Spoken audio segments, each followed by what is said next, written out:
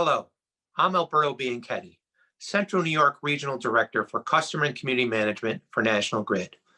National Grid aligns with Go Red for Women to bring messages of empowerment to our community, including students. We at National Grid believe that a diverse STEM strategy should be at the forefront of our current and future workforce. As research shows us, we need to empower girls and young women to improve the heart and brain health of all citizens through careers in science, technology, engineering, and math.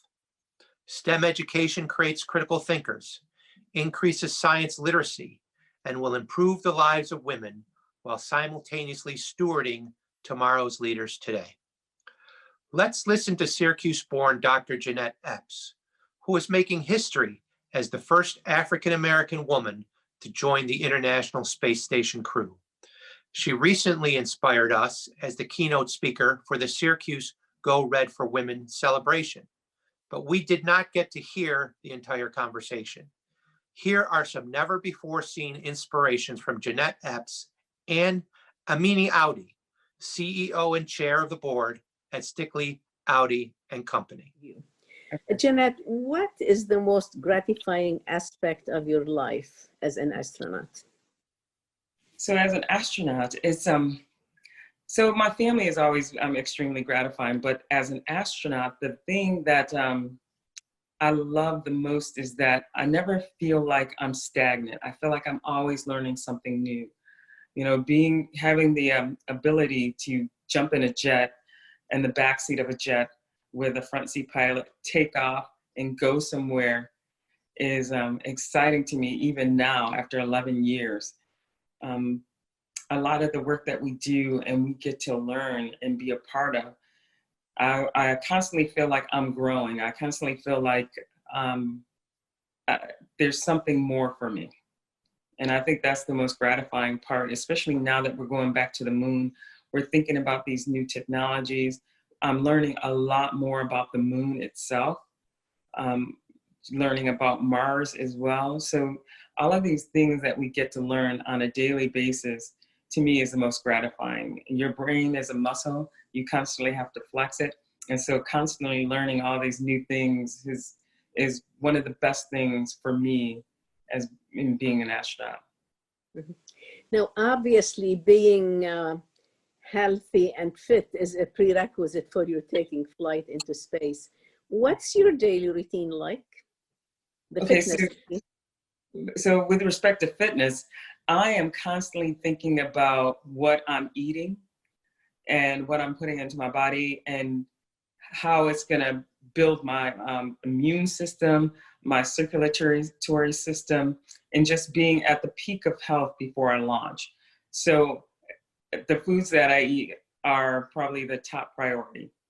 And then beyond that, for physical fitness, I try to, throughout the week, I try to mix things up quite a bit. So for example, for this week, I had Monday off, but that was because I had Saturday and Sunday prior to that exercising. Tuesday, I went into the gym and I did weights. So I'm working with one of our strength trainers and we're doing weights and we're doing it in a smarter fashion where the fitness level, we want to ensure that our bones are getting stronger, our shoulders are healthy for getting into the spacesuit, our knees are healthy for, even that is for getting into the spacesuit as well. So you want to be as fit as you can to prevent injury on top of it. So working that aspect of working weights, on Tuesday we did Romanian deadlifts, we did jumping pull-ups, and that's just to get your heart rate up. We do side planks, we do front planks, we do a ton of different types of exercise to strengthen your body from head to toe. So we do a lot of push-pull type exercises when it comes to weightlifting. And then the next day I do a sprint exercise.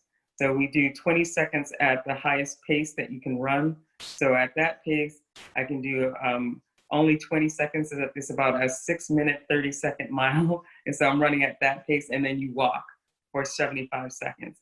And so it's this interval training that we do to develop our endurance and capacity. And so then the next day I did weights again. And then, yes, and then, so the few days after that, I like to do cardio. So yesterday on Saturday, I like to run here in Houston around Memorial Park. And so I do that lap 2 times, and I try to get almost 6 miles doing that. So I like to mix things up quite a bit so that your body is kind of tricked into not getting so stagnant and plateauing.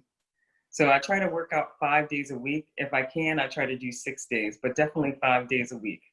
Your body has to rest some time in there, and doing the cardio is kind of a break from all the high loads from squats and deadlifts and Romanian deadlifts.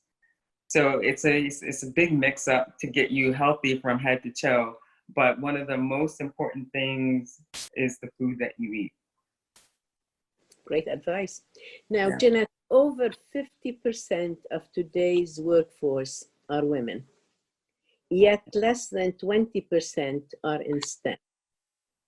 What would you say to all those aspiring young women watching you today? So there's a few things. So I don't think that our system in this country is really set up to help women to stay in these fields, because, you know, with daycare and taking care of kids and things like that, you know, I think some women, not necessarily me in particular, but not everyone, but there's a few that think that, well, in order to have kids and be married and do all these things, it's going to be harder and harder to reach higher and higher levels. And then not having a system where daycare is so expensive, where if you have 2 kids, you know, daycare can cost you a number of thousands of dollars per month. So is it even worth it to work sometimes when you have to pay so much in daycare for the kids rather than the mom staying home? So that's one small aspect, but I think the biggest aspect is that I want to, especially 9-year-old girls, to speak to those young ladies, to encourage them to stick with what they love. Don't change, because there has been studies that has shown that it's at about that age where girls and boys decide. And it's funny because I was never a part of that study, but I can tell you I was around 9 years old when my older brother came home and told me, looking at my grades, he said, you can become an aerospace engineer or an astronaut. And I never thought that they would pick me to become an astronaut, but I said, I can become an aerospace engineer. And so it's about that age, I was about 9 years old, where that decision is made and that bit in your brain is set on becoming that. And so I want to encourage those girls to stick with it, no matter how hard it gets. Everything is hard until you learn it. And once you learn it, then, you know, life becomes easy.